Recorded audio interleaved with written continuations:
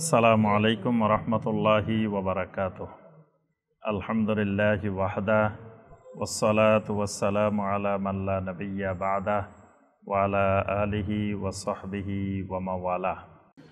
সম্মানিত মুসল্লিয়ানে কেরাম, আজকের খুতবায় যে বিষয়টি আমরা সংক্ষিপ্তভাবে আলোচনা করার চেষ্টা করব ইনশাআল্লাহ, বিষয়টি হলো আল ইস্তিগফার ইবাদাতুম মুহিম্মা, অর্থাৎ আল্লাহ রাব্বুল আলামিনের এক অনন্য ইবাদত ইস্তিগফার।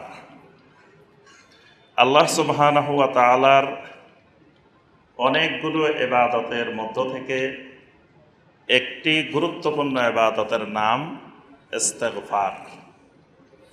আজকের খুতবায় আমরা ইস্তিগফারের গুরুত্ব, ইস্তিগফারের ফজিলত, ইস্তিগফার কখন করতে হয়, ইস্তিগফার কিভাবে করতে হয়, এই বিষয়গুলো নিয়েই আমরা সংক্ষিপ্তভাবে আলোচনা করার চেষ্টা করব ইনশাআল্লাহ। আল্লাহ রাব্বুল আলামিন আমাদেরকে সৃষ্টি করেছেন একমাত্র আল্লাহ রাব্বুল আলামিনের ইবাদত করার জন্য। আমাদেরকে সৃষ্টির মূল উদ্দেশ্যই হলো আমরা যেন একমাত্র আল্লাহ রাব্বুল আলামিনের ইবাদত করি। আল্লাহ সুবহানাহু ওয়া তাআলা সূরা আয-যারিয়াতের ৫৬ নম্বর আয়াতে কারিমায় এই বিষয়টি আমাদেরকে জানিয়ে দিয়েছেন। আল্লাহ রাব্বুল আলামিন বলেন, ওয়ামা খলাকতুল জিন্না ওয়াল ইনসা ইল্লা লিয়াবুদুন, আমি জিন এবং মানুষ এদেরকে সৃষ্টি করেছি ইল্লা লিয়াবুদুন, আই ইল্লা লিওয়াহিদুনি বিল ইবাদাহ, অর্থাৎ এরা একমাত্র আমার ইবাদত করার মাধ্যমে জমিনে আমার তাওহীদ কায়েম করবে, এই উদ্দেশ্যেই এদেরকে সৃষ্টি করা হয়েছে। তাহলে আমাদের মূল কাজ আল্লাহ রাব্বুল আলামিনের ইবাদত করা, এবং কেউ যদি ইবাদত না করে, কেউ যদি ইবাদত থেকে গাফেল হয়ে যায়, এই লোককে আল্লাহ রাব্বুল আলামিন অহংকারী হিসাবে নির্দিষ্ট করেছেন। অর্থাৎ আল্লাহর ইবাদত না করাটাই অহংকার। আল্লাহ পাক বলছিলেন উসজুদু লি আদম, আদমকে সেজদা করো, তখন ফাসাজাদাল মালাইকাতু কুল্লুহুম আজমাউন, সকল ফেরেশতারা আল্লাহর এই আদেশ মেনে নিছেন, সেজদা করে ফেলছেন। একজন সেজদা করে নাই, ইল্লা ইবলিস। এই সেজদা না করাটাই আল্লাহ পাক বলছেন আবা ওয়াস্তাকবারা ওয়া কানা মিনাল কাফিরিন, এটাই অহংকার। অর্থাৎ কোনো ব্যক্তি যদি আল্লাহর ইবাদত না করে, আল্লাহর ইবাদত থেকে দূরে থাকে, তাহলে সে আল্লাহর ঘোষণা, আল্লাহর বিধান অনুযায়ী সে মুস্তাকবিরিন, সে অহংকারী। আর অহংকারী যারা হবে এদের ব্যাপারে আল্লাহ পাক বলছেন ইন্নাল্লাযীনা ইস্তাকবিরুনা আন ইবাদাতি সায়াদখুলুনা জাহান্নামা দাখিরিন, যারা অহংকার করে আমার ইবাদত থেকে দূরে থাকবে, অচিরেই তাদেরকে লাঞ্ছিত করে জাহান্নামে প্রবেশ করানো হবে। নাউযুবিল্লাহ, কত বড় শাস্তির কথা আল্লাহ রাব্বুল আলামিন ইবাদত না করার কারণে বর্ণনা করেছে। তাহলে আমাদের কাজ আল্লাহর ইবাদত করা। তাহলে আল্লাহর ইবাদত করতে হলে আল্লাহর ইবাদত বুঝতে হবে, আল্লাহর ইবাদত জানতে হবে, আল্লাহর ইবাদত কোনটা, আল্লাহর ইবাদত কিভাবে করতে হবে, কখন করতে হবে, এইটা জানা আমাদের মূল কাজ। এটা একেবারে আবশ্যিক সাবজেক্ট, এটা অতিরিক্ত বিষয় না। ইবাদত সম্পর্কে একজন মানুষ তাকে জানতেই হবে, কারণ আল্লাহ রাব্বুল আলামিন তাকে সৃষ্টি করেছেন ইবাদতের জন্য, তার মূল কাজ ইবাদত। জমিনে সে চাকরি বাকরি করবে, ব্যবসা বাণিজ্য করবে, অনেক কাজ করবে, কিন্তু সেগুলো তার মূল কাজ না। তার মূল ডিউটি, মূল কাজ আল্লাহ রাব্বুল আলামিনের ইবাদত। ইবাদতের জন্যই ওগুলা করবে। চাকরি করবে, ব্যবসা বাণিজ্য করবে, যা যা করবে ইবাদতের জন্য, ইবাদত ঠিক রাখার জন্য।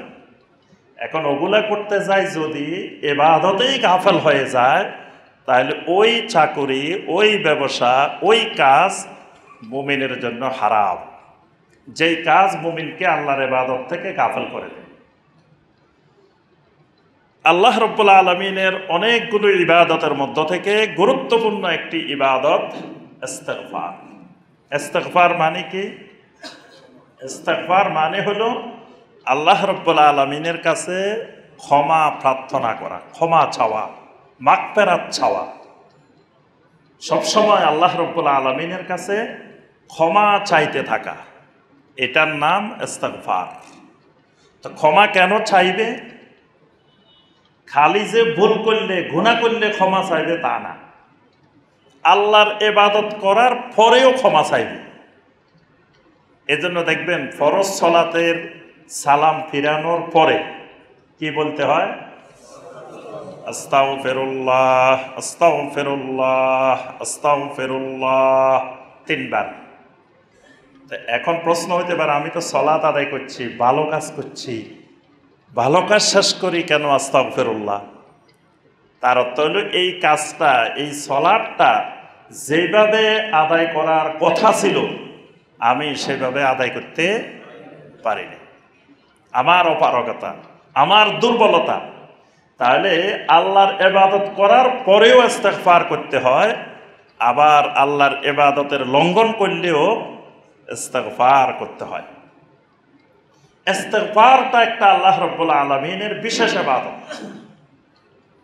আল্লাহর একজন বান্দা যখন তাওবা করবে, আল্লাহ রাব্বুল আলামিনের কাছে বান্দাটা খুব প্রিয় হয়ে যায়। আর সব বান্দায় গুনাহ করবে, এটাই স্বাভাবিক। নবী সাল্লাল্লাহু আলাইহি ওয়াসাল্লাম বলেছেন, কুল্লু বানি আদামা খাত্তাউন, সকল বানি আদম গুনাহ করবে, এটাই স্বাভাবিক। ওয়া খায়রুল খাত্তাইনা আত-তাওয়াবুন, তবে সবচাইতে উত্তম গুনাহগার ওই মানুষটা যে মানুষটা তওবা করে। সুবহানাল্লাহ। গুনাহ করা বান্দার এটা স্বাভাবিক বৈশিষ্ট্য, বান্দা গুনাহ করবেই, কিন্তু গুনাহ করে বসে থাকবে না। গুনাহ করে সাথে সাথে আল্লাহ রাব্বুল আলামিনের কাছে ফিরে আসবে, তওবা করবে। আল্লাহ পাক তওবাকারীদেরকে মহব্বত করেন। কোরআনে কারিমে অনেক জায়গায় বলছেন, ইন্নাল্লাহা ইউহিব্বুত তাওয়াবিন, আল্লাহ রাব্বুল আলামিন তাওবাকারীদেরকে মহব্বত করেন, ভালোবাসেন। এই তাওবার কিছু রোকন আছে। তাওবার রোকন কয়টা বলেন তো দেখি, আগে আপনাদের থেকে শুনি। তাওবার রোকন কয়টা? রোকন বুঝেন তো? মানে এই কয়টা জিনিস না হইলে তাওবা হবে না। এই জন্য প্রত্যেকটি ইবাদতের রোকন আছে। তাহলে তাওবারও রোকন আছে। তাওবার রোকন কয়টা? আল্লাহর অধিকার হইলে 3টা, বান্দার অধিকার হইলে 4টা। মানে গুনাহগুলো 2 রকমের, কবিরা গুনাহ 2 রকমের। এক রকমের গুনাহ হলো আল্লাহর অধিকার আদায় না করা, আর একটা হলো বান্দার অধিকার ঠিকমতো আদায় না করা। তাহলে এই 2 রকমের গুনাহ হয়। তা আল্লাহর অধিকার হইলে 3টা কাজ করতে হয়, আর বান্দার অধিকার হইলে 4টা কাজ করতে হয়। তখন এটার নাম হয় তাওবা। 4 কাজের 3 কাজ করছে, 1 কাজ করে নাই, এটা কিন্তু তাওবা হয়নি। ধরেন একজন মানুষ ঘুষ খেয়েছে বা সুদ খেয়েছে, এখন এই আল্লাহর বান্দা আল্লাহর কাছে ক্ষমাও চাইছে, অতীতের গুনার জন্য অনুতপ্ত হয়েছে, ভবিষ্যতে আর কোনোদিন করবে না, আল্লাহর সাথে ওয়াদাবদ্ধ হয়েছে, 3 কাজ হয়ে গেছে, কিন্তু তার তাওবা হয়নি। তাওবা হয়নি কেন? তার 4 নম্বর রোকনটা আদায় হয়নি। 4 নম্বর রোকনটা কি? 4 নম্বর রোকনটা, সে যতজন থেকে ঘুষ খেয়েছে বা যত মানুষ থেকে সুদ খেয়েছে, ওই আল্লাহর বান্দা বান্দীদেরকে ফেরত দিয়ে তাদের থেকে ক্ষমা নিতে হবে। এটা না হলে সে 100 বার হজ করলেও তার কিন্তু তাওবা হবে না। সে যত কোটি কোটি টাকা সদাকা করুক, কিন্তু তার তাওবা হবে না, কারণ একটা রোকন হয়নি। তো তাওবার এই 3টা বা 4টা রোকনের মধ্য থেকে একটা রোকন হইল ইস্তিগফার। মানে তওবা করলে অতীতের গুনাহের জন্য যে নাফরমানিটা হয়েছে, এই নাফরমানির জন্য আল্লাহ রাব্বুল আলামিনের কাছে ক্ষমা প্রার্থনা করতে হবে, ইস্তিগফার করতে হবে। এটাও তাওবার একটা গুরুত্বপূর্ণ রোকন, তাওবার একটা গুরুত্বপূর্ণ অংশ। আমরা প্রথমে আসি ইস্তিগফারের গুরুত্ব সম্পর্কে কয়েকটি কোরআনে কারিমের আয়াত এবং হাদিস, তারপরে তাওবার ফজিলত আমরা আলোচনা করব। আল্লাহ রাব্বুল আলামিন সূরা আন-নিসার 110 নম্বর আয়াতে কারিমে বলেন, ওয়ামান ইয়ামাল সুআন আও ইয়াজলিম নাফসাহু সুম্মা ইস্তাগফিরিল্লাহ ইয়াজিদিল্লাহা গফুরার রহিমা। ওয়ামান ইয়ামাল সুআন আও ইয়াজলিম নাফসাহু, যে ব্যক্তি কোনো মন্দ কাজ করে ফেলেছে, আও ইয়াজলিম নাফসাহু, অথবা তার নফসের উপরে জুলুম করে ফেলেছে, সুম্মা ইস্তাগফিরিল্লাহ, এরপরে আল্লাহ রাব্বুল আলামিনের কাছে ইস্তিগফার করেছে, ইয়াজিদিল্লাহা গফুরার রহিমা, আল্লাহ রাব্বুল আলামিনকে ওই লোকটা গফুরুর রহিম হিসাবেই পাবে। সুবহানাল্লাহ। আল্লাহ পাক জানাই দিছেন, যখনই তোমার কোনো মন্দ কাজ হয়ে যাবে, যখনই তোমার কোনো নাফসের উপরে জুলুম, নাফসের উপরে জুলুম মানে গুনাহ করাটাই নাফসের উপরে জুলুম, যখন তোমার এরকম হয়ে যাবে, সুম্মা ইস্তাগফিরিল্লাহ, সাথে সাথে তুমি আল্লাহর কাছে ইস্তিগফার করবে। যদি ইস্তিগফার করো, ইয়াজিদিল্লাহা গফুরার রহিমা, তাহলে তুমি আল্লাহ রাব্বুল আলামিনকে মহা ক্ষমাশীল, মহা রহমশীল হিসাবে পেয়ে যাবে। সুবহানাল্লাহ। ইস্তিগফার সকল আমলের মধ্যে প্রথম সারির সেরা একটা আমল হইল ইস্তিগফার। এই কারণে সূরা মুহাম্মাদের 19 নম্বর আয়াতে কারিমায় আল্লাহ পাক 2টা জিনিসকে ফরজ করছেন, ঈমানের এলেমকেও ফরজ করছেন, আমলের এলেমকেও ফরজ করছেন। 2 এলেম একসাথে আল্লাহ রাব্বুল আলামিন এই আয়াতে কারিমায় ফরজ করছেন। তা আল্লাহ পাক প্রথম বলছেন ঈমানের এলেম, তারপরে বলছেন আমলের এলেম। ইমাম বুখারী রাহিমাহুল্লাহ সহিহ আল বুখারীতে একটি বাব এই নামে, এই শিরোনামে দিছেন যে বাবুল ইলমে কাবলাল কাউলে ওয়াল আমল, কথা বলার আগে, আমল করার আগে এলেম। এই সম্পর্কে অধ্যায় দিয়ে তিনি সাথে সাথে কোরআনে কারিমের এই আয়াতটা দিয়ে দলিল দিয়েছেন। সূরা মুহাম্মাদের 19 নম্বর আয়াত আল্লাহ রাব্বুল আলামিন বলেন, ফাআলাম আন্নাহু লা ইলাহা ইল্লাল্লাহ ওয়াস্তাগফির লিযামবিকা ওয়ালিল মুমিনিনা ওয়াল মুমিনাত। ফাআলাম, দুনিয়ার সকল মানুষের জন্য আল্লাহ ফরজ করছেন। ফাআলাম, এলেম শিখো, জানো, বুঝো। কি জানবা, কি শিখবা? আন্নাহু লা ইলাহা ইল্লাল্লাহ, প্রথম তোমার উপরে ফরজ আল্লাহ রাব্বুল আলামিনের তাওহীদের ইলম শিখবা, লা ইলাহা ইল্লাল্লাহর ইলম শিখবা, এটা ফরজ।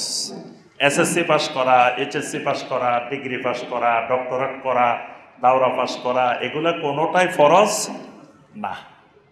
ফরজ হইল কোনটা? আন্নাহু লা ইলাহা ইল্লাল্লাহ, লা ইলাহা ইল্লাল্লাহর ইলম সবার জন্য ফরজে আইন। এরপরে শিখতে হবে ওয়াস্তাগফির লিযামবিকা ওয়ালিল মুমিনিনা ওয়াল মুমিনাত, ইস্তিগফারের ইলম শিখতে হবে। তো দেখেন, ইস্তিগফারের ইলম দিয়ে ইমাম বুখারী রাহিমাহুল্লাহ বলেন, এখানে সকল আমলের মধ্য থেকে একটা আমলকে আল্লাহ রাব্বুল আলামিন বাছাই করে এই আমলটার ইলম শিখতে বলছেন। তার অর্থ হলো খালি ইস্তিগফারের ইলম না, যত আমল আছে সমস্ত আমলের ইলম শিখতে হবে। মানে যে ব্যক্তির উপরে সালাত আদায় করা ফরজ, এই ব্যক্তির উপরে সালাতের ইলমও ফরজ। সিয়াম যার উপরে ফরজ, সিয়ামের এলেমও তার উপরে ফরজ। জাকাত যার উপরে ফরজ, জাকাতের এলেমও ফরজ। হজ যার উপরে ফরজ, হজের এলেমও তার উপরে ফরজ। কিন্তু আল্লাহ পাক এখানে যেই আমলটাকে বাছাই করছেন সেটা হলো ইস্তিগফার। ইস্তিগফার শব্দ দিয়ে সমস্ত আমলকে আল্লাহ বুঝাইছেন। তাহলে বোঝা যায় এই আমলটা কতই গুরুত্বপূর্ণ যে আল্লাহ পাক ইস্তিগফার দিয়ে সকল আমলকে ফরজ করছেন। ওয়াস্তাগফির লিযামবিকা ওয়ালিল মুমিনিনা ওয়াল মুমিনাত। আদম আলাইহিস সালাম সর্বপ্রথম যে আমলটা করছেন সেই আমলটা হলো ইস্তিগফার। আদম আলাইহিস সালাম আল্লাহ পাক নিষেধ করছিলেন লা তাকরাবা হাযিহি শাজারা, গাছের কাছে চলে গেছেন। যাওয়ার পরে সূরা আল আরাফের 23 নম্বর আয়াতে আল্লাহ পাক বলছেন আদম এবং হাওয়া আলাইহিমাস সালাম দুইজনে মিলে আল্লাহর কাছে বলছেন ক্বালা রব্বানা যালামনা আনফুসানা ওয়া ইল্লাম তাগফির লানা ওয়া তারহামনা লানাকুনান্না মিনাল খাসিরিন। সুবহানাল্লাহ। আদম আর হাওয়া আলাইহিমাস সালাম দুইজনে মিলে বলছেন রব্বানা যালামনা আনফুসানা, আল্লাহ আমাদের নফসের উপরে জুলুম করে ফেলেছি। ওয়া ইল্লাম তাগফির লানা, যদি আপনি আমাদেরকে ক্ষমা না করেন, ওয়া তারহামনা, আমাদেরকে যদি রহম না করেন, তো লানাকুনান্না মিনাল খাসিরিন, আমরা ক্ষতিগ্রস্তদের অন্তর্ভুক্ত হয়ে যাব। আল্লাহ রাব্বুল আলামিন আদম আর হাওয়া আলাইহিমাস সালামের এই ইস্তিগফার আল্লাহ পাক সাথে সাথে কবুল করছেন। সুবহানাল্লাহ। ইব্রাহিম আলাইহিস সালাম, অর্থাৎ এই ইস্তিগফার এটা নবীওয়ালা আমল, নবীওয়ালা ইবাদত। কোরআনে কারিমে আল্লাহ পাক দেখবেন যতজন নবীর নাম উল্লেখ করছেন ততজন নবীর দোয়াও উল্লেখ করছেন। প্রত্যেক নবীর দোয়া উল্লেখ করছেন। নূহ আলাইহিস সালামের দোয়া, আদম আলাইহিস সালামের দোয়া, ইব্রাহিম আলাইহিস সালামের দোয়া, মুসা আলাইহিস সালামের দোয়া, ইউনুস আলাইহিস সালামের দোয়া, আইয়ুব আলাইহিস সালামের দোয়া, জাকারিয়া আলাইহিস সালামের দোয়া, ঈসা আলাইহিস সালামের দোয়া। দেখবেন কোরআনে কারিমের মধ্যে সব নবীদের দোয়া আছে। আর এই প্রত্যেক দোয়ার মধ্যে ইস্তিগফার আছে। এটা নবীওয়ালা আমল, নবীওয়ালা সুন্নত। ইব্রাহিম আলাইহিস সালাম যখন তার স্ত্রী হাজরা আলাইহিস সালাম এবং ইসমাইল আলাইহিস সালামকে আল্লাহর ঘরের পাশে এই সাফা মারওয়ার এখানে রেখে চলে যাচ্ছেন, তখন জাবালে আবু কুবাইসের পিছনে গিয়ে ইব্রাহিম আলাইহিস সালাম আল্লাহর দরবারে হাত তুলে দোয়া করছেন অনেকক্ষণ পর্যন্ত। স্ত্রী সন্তানের সামনে দোয়া করেন নাই, তাদেরকে রেখে পাহাড়ের ওই পাশে গিয়ে তিনি আল্লাহর কাছে কেঁদে কেঁদে অনেকক্ষণ দোয়া করছেন। আল্লাহ পাক ওই দোয়াগুলো কোরআনে কারিমের মধ্যে উল্লেখ করে দিয়েছেন। তন্মধ্যে ইব্রাহিম আলাইহিস সালাম বলছেন রব্বি জাআলনি মুকিমাস সালাতি ওয়া মিন যুররিয়্যাতি রব্বানা ওয়া তাকাব্বাল দুআ রব্বানা গফিরলি ওয়া লিওয়ালিদাইয়া ওয়া লিল মুমিনিনা ইয়াওমা ইয়াকুমুল হিসাব। রব্বি জাআলনি মুকিমাস সালাতি ওয়া মিন যুররিয়্যাতি, রব্বুল আলামিন আমাকে আপনি সালাত কায়েমকারী বানিয়ে দিন। ওয়া মিন যুররিয়্যাতি, আমার পরবর্তী বংশধরকেও আপনি সালাত কায়েমকারী বানিয়ে দেন। অর্থাৎ আল্লাহ আমার বংশে যেন কোনো বেনামাজি না থাকে। এই দোয়া সবাই করবেন, এটা ইব্রাহিম আলাইহিস সালামের দোয়া। ছেলে মেয়ে তো বেনামাজি হবে না, যেন কিয়ামত পর্যন্ত আমার বংশে কোনো বেনামাজি না থাকে। নবীরা এইভাবে দোয়া করতেন। ওয়া মিন যুররিয়্যাতি, আল্লাহ আমার পরবর্তী জেনারেশন, পরবর্তী বংশধরেও যেন বেনামাজি না থাকে, মুকিমাস সালাহ হয়ে যায়। রব্বানা ওয়া তাকাব্বাল দুআ, রব্বুল আলামিন আমার দোয়াকে আপনি কবুল করেন। রব্বানা গফিরলি ওয়া লিওয়ালিদাইয়া, রব্বুল আলামিন আমাকে আপনি ক্ষমা করেন, আমার আব্বা আম্মাকেও ক্ষমা করেন। ওয়ালিল মুমিনিনা ইয়াওমা ইয়াকুমুল হিসাব, যেই হিসাবের দিনে আমাদেরকে দাঁড়াতে হবে ওই দিন আপনি সমস্ত মুমিনদেরকেও ক্ষমা করে দেন। সুবহানাল্লাহ। ইব্রাহিম আলাইহিস সালাম আমাদের জন্য দোয়া করে গেছেন। আমরা দুটার মধ্যে আছি, যুররিয়ার মধ্যেও আছি। আমরা কিন্তু ইব্রাহিম আলাইহিস সালামের বংশধর, আমরা আলে ইব্রাহিম। দরুদের মধ্যে আমরা বলি না আল্লাহুম্মা সাল্লি আলা মুহাম্মদ ওয়া আলা আলি মুহাম্মদ কামা সাল্লাইতা আলা ইব্রাহিম ওয়া আলা আলি ইব্রাহিম। আমরা কিন্তু আলে ইব্রাহিমও। এখানে এই যে অমিন জররিয়াতির মধ্যেও আছি, আবার ওয়ালিল মুমিনিনা ইয়াউমা ইয়াকুমুল হিসাব, মুমিনিনের মধ্যে আমরা অন্তর্ভুক্ত। তাহলে নবীওয়ালা দোয়া হলো মাগফিরাতের দোয়া। ইমানদারদের অনেকগুলো গুরুত্বপূর্ণ বৈশিষ্ট্য আল্লাহ পাক কোরআনে কারিমে বিভিন্ন জায়গায় বর্ণনা করছেন। তার মধ্যে একটা গুরুত্বপূর্ণ বৈশিষ্ট্য হলো ইমানদারেরা সাহারির সময় শেষ রাত্রে ইস্তিগফার করে। সূরা আলে ইমরানের 17 নম্বর আয়াত, আস-সাবিরিনা ওয়াস-সাদিকিনা ওয়াল কানিতিনা ওয়াল মুনফিকিনা ওয়াল মুস্তাগফিরিনা বিল আসহার। ইমানদারদের বৈশিষ্ট্য হলো এরা হয় সাবিরিন, এরা হয় সাদিকিন, এরা হবে কানিতিন, এরা হবে মুনফিকিন। আর এদের গুরুত্বপূর্ণ বৈশিষ্ট্য ওয়াল মুস্তাগফিরিনা বিল আসহার, এরা শেষ রাত্রিতে সাহারির সময় আল্লাহ রাব্বুল আলামিনের কাছে ইস্তিগফার করে।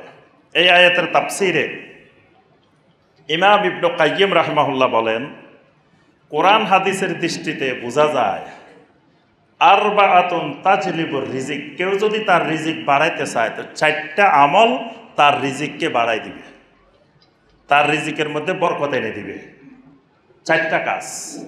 1 নম্বর কাজ কিয়ামুল লাইল, মানে রাত্রে তাহাজ্জুদের সালাত আদায় করা, কিয়ামুল লাইল করা, এটা বান্দার রিজিককে বাড়াই দিবে। ওয়া কাসরাতুল ইস্তিগফার বিল আসহার, সাহারির সময় আল্লাহর কাছে বেশি বেশি ইস্তিগফার করা, এটা রিজিককে বৃদ্ধি করে। ওয়া তাআহুদুস সাদাকা, সর্বাবস্থায় সাদাকা করা, বেশি বেশি আল্লাহর রাস্তায় দান করা। আরেকটা হলো ওয়া যিকরু আউয়ালান নাহার ওয়া আখিরু, দিনের শুরুতে দিনের শেষে সকাল সন্ধ্যায় আল্লাহর জিকির করা। এই 4টা কাজ বান্দার রিজিককে বৃদ্ধি করে দেয়, বান্দার রিজিকের মধ্যে বরকত দিয়ে দেয়। তোর মধ্যে একটা কাসরাতুল ইস্তিগফার বিল আসহার। কোরআনে কারিমে এবং হাদিসে ইস্তিগফারের গুরুত্ব আরো অনেকগুলো আয়াত হাদিস আছে। এবার আসি আমরা ইস্তিগফারের ফজিলত। 1 নম্বর ফজিলত, ইস্তিগফার আল্লাহর একটা গুরুত্বপূর্ণ ইবাদত। যিনি যত বেশি ইস্তিগফার করবেন তিনি তত বেশি আল্লাহর ইবাদতের মধ্যে থাকবেন।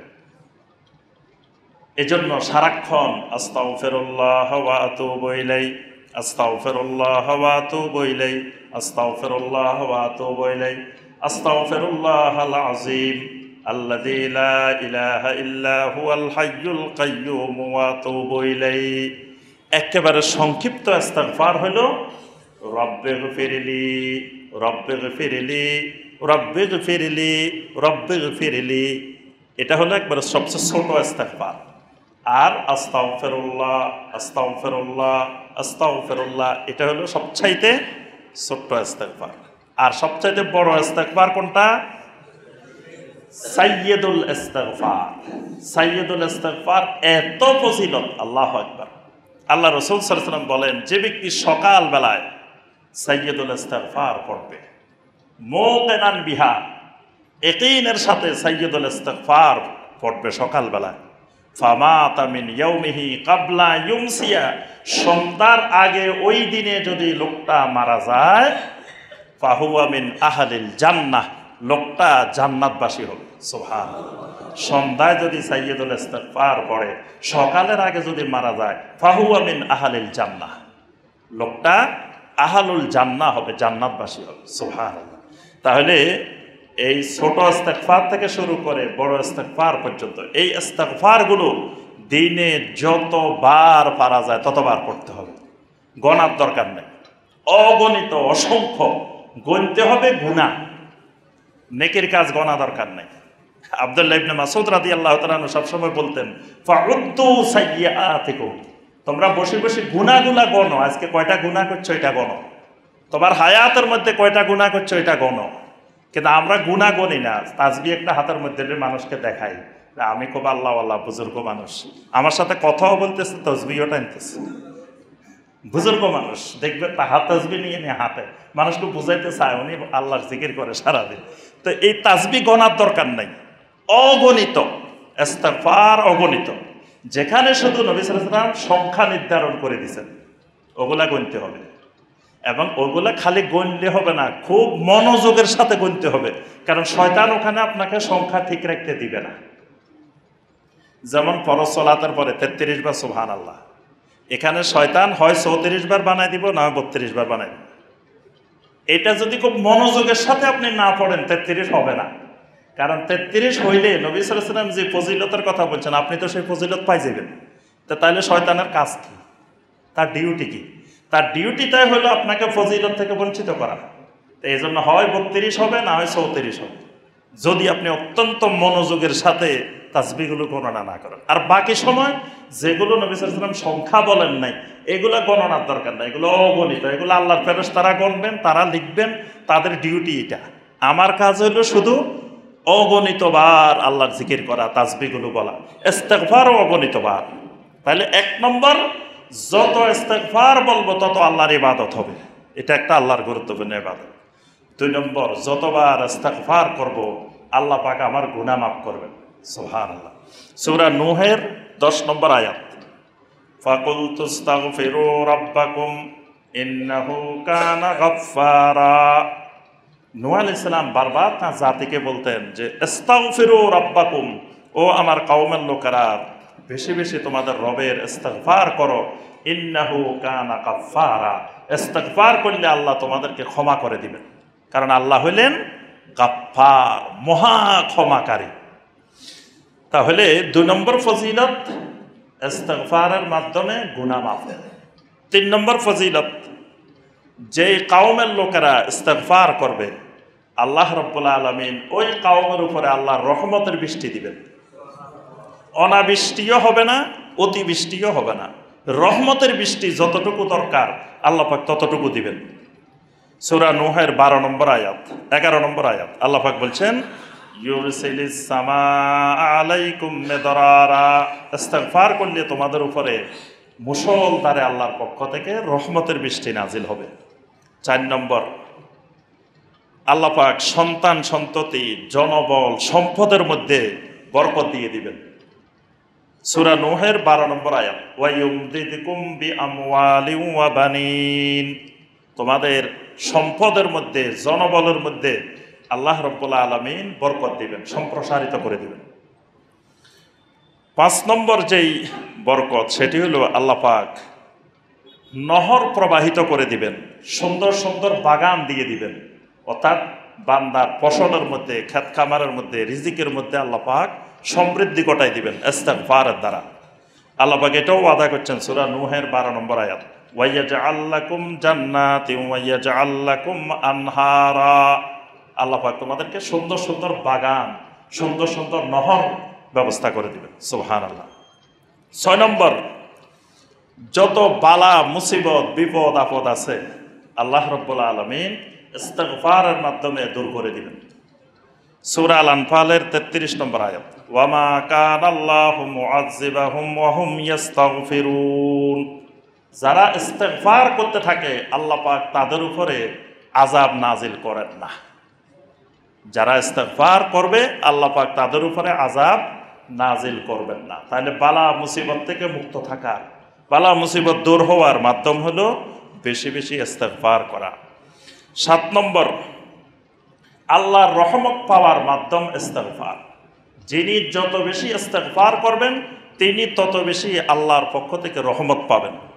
সূরা নমলের 46 নম্বর আয়াত, লাউলা তাস্তাগফিরুনাল্লাহ লাআল্লাকুম তুরহামুন, তোমরা কেন বেশি বেশি করে আল্লাহর ইস্তিগফার করো না? করলে লাআল্লাকুম তুরহামুন, আশা করা যায় আল্লাহ পাক তোমাদের উপরে রহমত নাজিল করবেন। সুবহানাল্লাহ। এটা রহমত নাজিলের বড় মাধ্যম। 8 নম্বর, ইস্তিগফার করা কাফফারাতুল মাজলিস, মানে যে কোনো একটা মজলিসে, যে কোনো একটা বৈঠকে, যে কোনো জায়গায় বসলাম, উঠার সময় যদি আমি ইস্তিগফার করতে করতে উঠে যাই তাহলে ওই মজলিসে যা ভুল হয়েছে, গুনাহ হয়েছে, সব কিছুর জন্য ওই ইস্তিগফার কাফফারা হয়ে যাবে। নবী সাল্লাল্লাহু আলাইহি ওয়াসাল্লাম যখনই কোনো বৈঠক থেকে উঠতেন তখনই বলতেন, সুবহানাকাল্লাহুম্মা বিহামদিকা আশহাদু আল্লা ইলাহা ইল্লা আনতা আস্তাগফিরুকা ওয়া আতুবু ইলাইক। একজন সাহাবী বলে উঠলেন, ইয়া রাসূলুল্লাহ সাল্লাল্লাহু আলাইহি ওয়াসাল্লাম, আপনাকে দেখি সবসময় এই বৈঠক শেষ করে যখন আপনি উঠেন তখন এই দোয়া পড়তে পড়তে আপনি উঠেন। নবী সাল্লাল্লাহু আলাইহি ওয়াসাল্লাম বললেন, কাফফারাতুল লিমা ইয়াকুনু ফি যালিক, এই বৈঠকের মধ্যে যা কিছু হয়েছে সব কিছুর জন্য এই ইস্তিগফার, এই দোয়া কাফফারা হয়ে যাবে। সুবহানাল্লাহ। 9 নম্বর, ইস্তিগফার করা নবী সাল্লাল্লাহু আলাইহি ওয়াসাল্লামের সুন্নাত। ইস্তিগফার করা, সারাদিন ইস্তিগফারের মধ্যে থাকা, এটা নবী সাল্লাল্লাহু আলাইহি ওয়াসাল্লামের একটি সুন্নত আমল। কারণ নবী সাল্লাল্লাহু আলাইহি ওয়াসাল্লাম এক হাদিসে বলছেন, ওয়াল্লাহি ইন্নী লা আস্তাগফিরুল্লাহ ওয়া আতুবু ইলাইহি ফিল ইয়াউমি মিয়াতা মাররা, আল্লাহর কসম আমি দিনে 100 বার ইস্তিগফার করি এবং তওবা করি। সুবহানাল্লাহ। আরেক হাদিসে আসছে 70 বার, অর্থাৎ নবী সাল্লাল্লাহু আলাইহি ওয়াসাল্লাম দৈনিক 70 থেকে 100 বার ইস্তিগফার করতেন। তো নবী সাল্লাল্লাহু আলাইহি ওয়াসাল্লাম এই মহাব্যস্ততার মধ্যে তারপরেও, এবং নবী সাল্লাল্লাহু আলাইহি ওয়াসাল্লামের কোনো গুনাহ নাই, মাসুম, তারপরেও নবী সাল্লাল্লাহু আলাইহি ওয়াসাল্লাম দৈনিক 70 থেকে 100 বার ইস্তিগফার করতেন। তাহলে আমাদের কতবার করা দরকার? কারণ আমাদের প্রতিটা মুহূর্ত যায় গুনার মধ্য থেকে। ঘর থেকে বাইরে এলে গুনাহ, তাকাইলেই গুনাহ, যেদিকে যায় সেদিকে গুনাহ আর গুনাহ। তাহলে বেশি বেশি ইস্তিগফার করা, এটা নবী সাল্লাল্লাহু আলাইহি ওয়াসাল্লামের সুন্নত আমল। 10 নম্বর, মুত্তাকিন এবং মুহসিনিন হইতে হইলে বেশি বেশি ইস্তিগফার করতে হবে। এটা মুত্তাকিন বান্দাদের এবং মুহসিনিন বান্দাদের এটি গুরুত্বপূর্ণ বৈশিষ্ট্য। এরা যে কোনো সময়, মুত্তাকিন বান্দারা, মুহসিনিন বান্দারা শুধু ইস্তিগফার করে। আল্লাহ পাক সূরা আলে ইমরানের 133 থেকে 135 নম্বর আয়াতে কারিমায় মুত্তাকিন এবং মুহসিনিন বান্দাদের বৈশিষ্ট্য বর্ণনা করতে গিয়ে বলেন, আল কাযিমিন আল গাইজা ওয়াল আফিনা আনিন নাস ওয়াল্লাহু ইউহিব্বুল মুহসিনিন।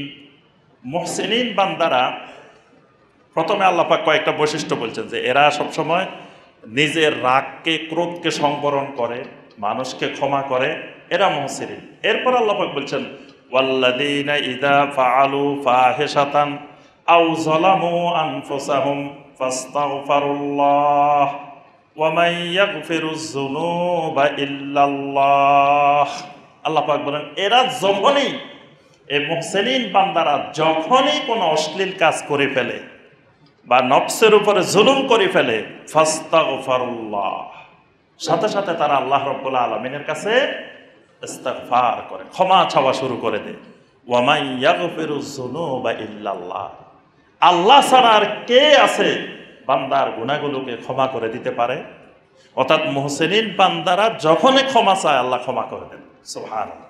আর মুহসিনিন বান্দা যারা হবে, ইয়াদখুলুনাল জান্নাতা বিগাইরি হিসাব, কোনো হিসাব ছাড়া, বিনা হিসাবে আল্লাহ মুহসিনিন বান্দাদেরকে জান্নাতে পাঠাবে।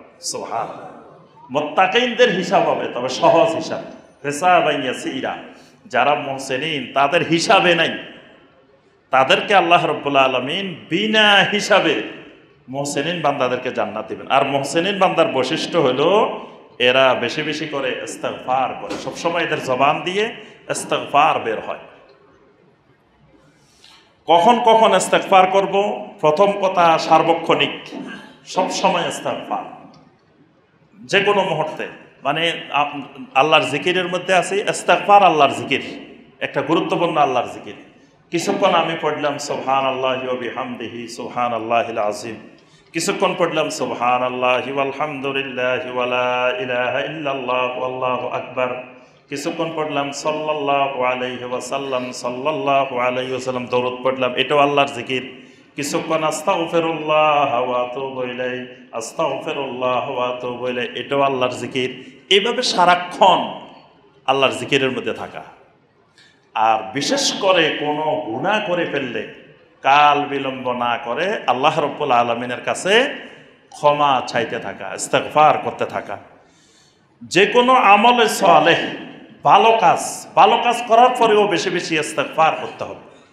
আমরা প্রথমে বলছি যে খালি গুনাহ করলে ইস্তিগফার তা না, ভালো কাজ, নেক আমল করার পরেও বেশি বেশি ইস্তিগফার করতে হবে। কারণ কাজটা যেভাবে করার দরকার ছিল, সালাত আদায় করছি, সালাতটা যেভাবে খুশু খুজুর সাথে আদায় করা দরকার ছিল, যেই তাকওয়া নিয়ে, যেই কালবে সালিম নিয়ে সালাত আদায় করার দরকার ছিল সেভাবে আদায় করতে পারি নাই। এজন্য সালাত শেষ হবে বেশি বেশি আল্লাহর কাছে ইস্তিগফার করা।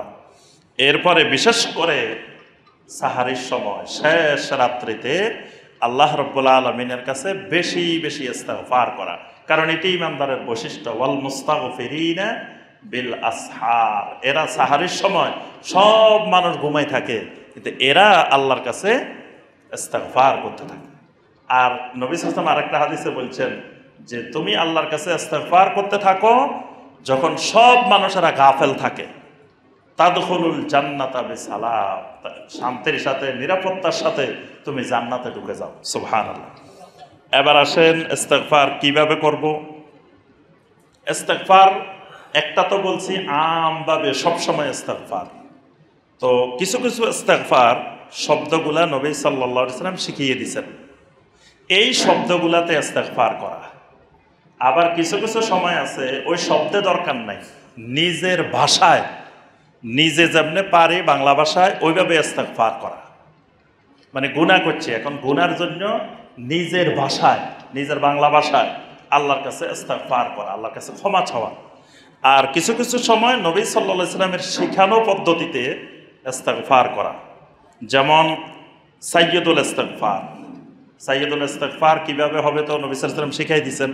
আল্লাহুম্মা আনতা রাব্বি লা ইলাহা ইল্লা আনতা খলাকতানি ওয়া আনা আবদুকা ওয়া আনা আলা আহদিকা ওয়া ওয়া'দিকা মাস্তাতাতু আউযু বিকা মিন শাররি মা সানাতু ওয়া আবুউ লাকা বিনি'মাতিকা আলাইয়া ওয়া আবুউ লাকা বিযামবি ফাগফিরলি ফাইন্নাহু লা ইয়াগফিরুয যুনুবা ইল্লা আনতা। এটা নবী সাল্লাল্লাহু আলাইহি ওয়াসাল্লাম শিখাই দিয়েছেন। এই ভাষায় সাইয়্যিদুল ইস্তিগফার পড়তে হবে। ফরজ সালাতের পরে সালাম ফিরানোর পরে 3 বার আস্তাগফিরুল্লাহ আস্তাগফিরুল্লাহ আস্তাগফিরুল্লাহ আল্লাহুম্মা আনতাস সালাম ওয়া মিনকাস সালাম তাবারাকতা ইয়া যাল জালালি ওয়াল ইকরাম। এটা প্রত্যেক ফরজ সালাতের সালাম ফিরানোর পরেই সাথে সাথে এই ইস্তিগফার। এরপরে 2 সাজদার মাঝখানে ইস্তিগফার করতে হয়। তো 2 সাজদার মাঝখানে প্রথমত একসাথে আল্লাহুম্মা গফিরলি ওয়ারহামনি ওয়ারজুকনি ওয়াহদিনি ওয়াআফিনি ওয়াজবুরনি, এইভাবে। এত লম্বা না পারলে অনেক সময় দেখা যায় অনেক মসজিদের ইমাম সাহেবরা দেখা যায় খুব দ্রুত গতিতে নামাজ পড়ায়, মাঝখানে যে আপনি এই দোয়া পড়বেন এই সময় কিন্তু পাওয়া যায় না। তো যেখানে দেখবেন যে এরকম খুব দ্রুত গতিতে সালাত আদায় করতেছে, বেশি সময় নেই, সেখানে কমপক্ষে রব্বে গফিরলি রব্বে গফিরলি রব্বে গফিরলি যে কয়বার বলতে পারেন, মিনিমাম একবার রব্বে গফিরলি, তাহলে ইস্তিগফার হয়ে যাবে। আর পুরাটা বলতে পারলে এটাও সবচাইতে উত্তম। আল্লাহুম্মা গফিরলি ওয়ারহামনি ওয়ারজুকনি ওয়াহদিনি সবটা বলতে পারলে, আর না বলতে পারলে কমপক্ষে রব্বে গফিরলি। আবু বকর as-সিদ্দিক রাদিয়াল্লাহু তাআলা আনহু, এটা সহিহ আল বুখারী এবং মুসলিমের হাদিস, নবী সাল্লাল্লাহু আলাইহি ওয়াসাল্লামের কাছে এসে বললেন, ইয়া রাসূলুল্লাহ সাল্লাল্লাহু আলাইহি ওয়াসাল্লাম, আমাকে একটা ইস্তিগফার শিখাই দেন, যে ইস্তিগফারটা আমি সালাতের মধ্যে আল্লাহ রাব্বুল আলামিনের কাছে করব, এরকম একটা ইস্তিগফার শিখাই দেন। তখন নবী সাল্লাল্লাহু আলাইহি ওয়াসাল্লাম আবু বকর রাদিয়াল্লাহু তাআলা আনহুকে শিখাইলেন কোনটা? আল্লাহুম্মা ইন্নী যালামতু নাফসি যুলমান কাসীরা ওয়ালা ইয়াগফিরুয যুনুবা ইল্লা আনতা ফাগফিরলি মাগফিরাতাম মিন ইনদিক ওয়ারহামনি ইন্নাকা আনতাল গফুরুর রহিম। আমরা যেটাকে কি বলি? দোয়ায়ে মাসুরা। অনেকে মনে করে এটাই খালি দোয়ায়ে মাসুরা। দোয়ায়ে মাসুরা মানে মা উসিরা ফিল কিতাবে ওয়াস সুন্নাহ, কোরআনে কারিমের মধ্যে হাদিসের মধ্যে যত দোয়া আছে সবগুলোর নাম দোয়ায়ে মাসুরা। তো এই দোয়াটা গুরুত্বপূর্ণ, কারণ এটা নবী সাল্লাল্লাহু আলাইহি ওয়াসাল্লাম আবু বকর রাদিয়াল্লাহু তাআলা আনহুকে শিখাই দিয়েছেন যে এই দোয়া তুমি সালাতের শেষে আল্লাহর কাছে ইস্তিগফারের জন্য পড়ো। এরপরে অনেকগুলো হাদিসে নবী সাল্লাল্লাহু আলাইহি ওয়াসাল্লাম ইস্তিগফারের আরেকটা ভাষা শিখেছেন এইভাবে, আস্তাগফিরুল্লাহ আল্লাযী লা ইলাহা ইল্লা হুয়াল হাইয়ুল কাইয়্যুম ওয়া আতুবু ইলাইহি। কোন কোন রাওয়ায়াতে আসছে আস্তাগফিরুল্লাহ আল আযীম আল্লাযী লা ইলাহা ইল্লা হুয়াল হাইয়ুল কাইয়্যুম ওয়া আতুবু ইলাইহি। কোন জায়গায় আল আজিম আসছে আল্লাহর সাথে, কোন জায়গায় আল আজিম ছাড়া আসছে। তারপরে আস্তাগফিরুল্লাহ ওয়া আতুবু ইলাইহি। আর মসজিদে ঢোকার সময় ইস্তিগফার করা।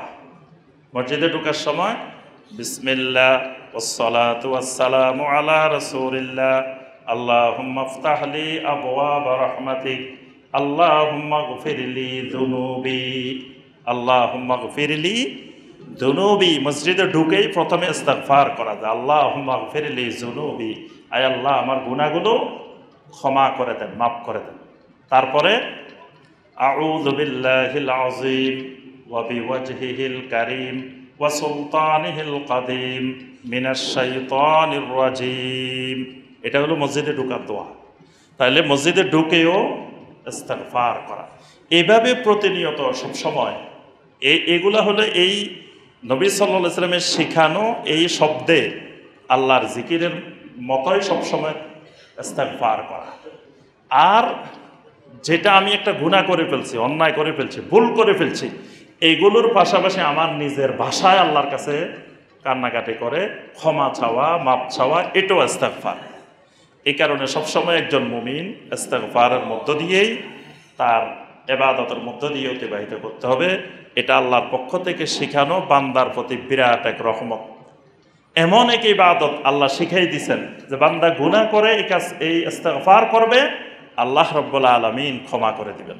আল্লাহ সুবহানাহু ওয়া তাআলা আমাদের সবাইকে মুস্তাগফিরিন বান্দা হওয়ার তৌফিক দান করুন, মুস্তাগফিরিন বিল আসহার হওয়ার তৌফিক দান করুন, বেশি বেশি আল্লাহর জিকির করার তৌফিক দান করুন। আমিন ইয়া রাব্বাল আলামিন। সুবহানাক আল্লাহুম্মা বিহামদিকা আশহাদু আল্লা ইলাহা ইল্লা আনতা আস্তাগফিরুকা ওয়া আতুবু ইলাইক।